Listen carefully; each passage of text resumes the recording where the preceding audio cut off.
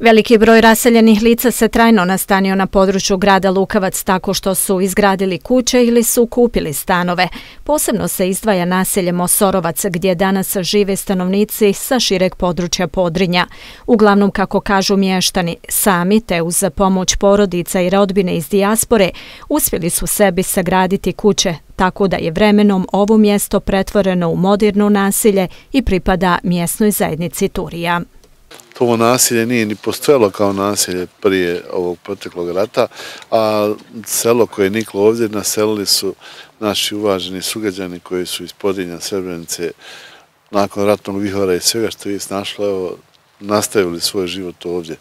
Ono što je za nas posebno jeste da smo intervencijom u ovim naseljima koja su kao nova praktično bila bez elementarnih segmenata infrastrukture, dakle od makadamskih puteva, neosvjetljenih prostora i slično, dakle bila baš naselje u formiranju. Željeli smo na neki način da urbaniziranjem i sređivanjem ovog prostora da u ime građana Lukavca svi da pošaljemo poruku da nam je žao što se to sve desilo i da nam je žao što su morali napustiti svoje domove doći ovdje, ali da želimo da ove buduće generacije stanuju, žive, dijele prostor sa nama jednako vrijedni, da njihova djeca sa našom djecom smatraju se građanima Lukavca. I za mene, evo, na neki način, pošto svakog tog jula ili već kako govorimo o stradanju ljudi, mislim da je jedan od načina iskazivanja poštovanja i pijeteta prema onome što su proživjeli je i briga o njihovoj djeci, o budućim pokoljenjima. Teško je danas, često čujem komentare, kaže asfalt u 21. vijeku ili rasvjeta, kakva je to tema, ili ko o tome uopšte govori, kome je to važno. To nije važno nekome koji ima asfalt i rasvjetu, a nekome koji ima ćerku koja ide u 7. razred osnovne škole, koja mora proći, evo, 800 metara, kilometar kroz blato, koja mora proći kroz šumarak ili bilo gdje kroz mrak, da bi elementarno pravo svoje na školovanje ostvarila, to je porodici znači život.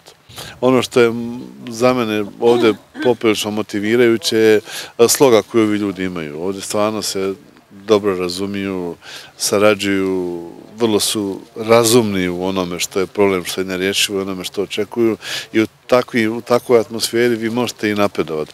Mi već govorimo, ovo naselje se snadbiva vodom iz Turije i ovi negdje oko 200 domaćinstava koji su ovdje su prašno dijele sudbinu Turije ili možda nekad i strožije restrikcije imaju gdje je veliki izrazit nedostatak vode.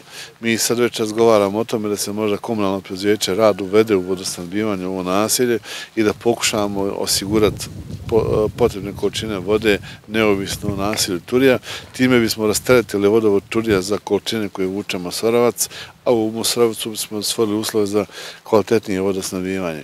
Ta ideja je krenula evo ovdje, jako teško je reći koliko će to brzo biti, ali mislim da uz malo optimizma i zajedničkog rada da bi mogli možda pokazati jedan primjer, jer ima ideja i u drugim mjesnim zajednicama da se tako radi, ne ulazimo na velike otpore, negdje je to objektivno, negdje je vrlo subjektivno, ali generalno ja ću ovdje direktno kazati, evo vi ljudi slušaju okolo, dokle god se voda ne isporučuje preko vodomjera, dokle god se ne mjeri koliko se potrošilo, dokle god se ne plaća potrošnja vode, vi nećete imati normalno vodosnabdijanje.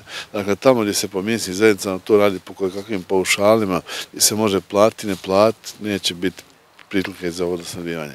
S druge strane, mi ne možemo nasilnim metodama uvesti ljudima komunalno preduzeće, dakle moramo shvatiti da sa zatečene vodovode neko je gradio ili neke buduće treba graditi, da mi ako govorimo o javnom vodovodu to uključuje eksproprijaciju, projektovanje i tako dalje, a mi po selima evo imamo neka međurješenja. Mi moramo iz te faze međurješenja ka nečemu što je konačno rješenje napraviti neke prve korake.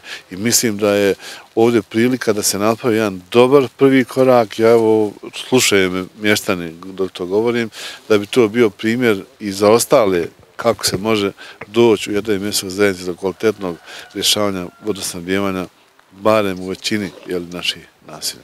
Mještani Mosorovca zadovoljni su kako ističu do sada realiziranim projektima u njihovom mjestu, te se nadaju da će uz pomoć lokalne zajednice u narednom periodu riješiti i problem vodosnabdijevanja. Ja se zahvaljujem načelniku koji je pred izbore rekao nam da će biti rasvjeta i asfalt, hvala njemu i Lukavcu i vama, svijema, novinarima i to. ja ne mogu zaboraviti. Za mene ko valja, taj je i dobar čovjek. I treba uz njega i biti, i glasati, i raditi, i sve. Još nam je voda u pitanju. Obećali su pa sad, šta ja znam, da li će biti, da li neće, kažu da su izlazila i komisija doli, da ima gdje će se bušti taj bunar i tako da mi se nadamo. Jer dosta je ovdje bunareva iskopano, sigurno 10 bunareva, neđe 50-60 metara dubini. Ljudi su našli, neki nemaju, no šta, neki nemaju uslova da 12 ili do 15.000, jer smo mi u izgradnji, ovo smo sve mi napravili. Jedan dio puta asfaltirala nam je opština, želim da se zahvalimo načelniku i svim ljudima koji su pomogli u sufinanciranju puteva i privatni. Sad nam je u cilju voda, neki od nas već imamo bušotine, na primjer ja imam, ali ostali narod nema, pa je tako može nešto da se uradi povodom tog pitanja. Pojedini mještani Mosorovca su u sebi uspjeli riješiti problem vodosnabdijevanja, tako što su u vlastitoj režiji uradili bušotinu za vodu, dok veći dio njih koji još uvijek nemaju vodu očekuju pomoć od nadležnih.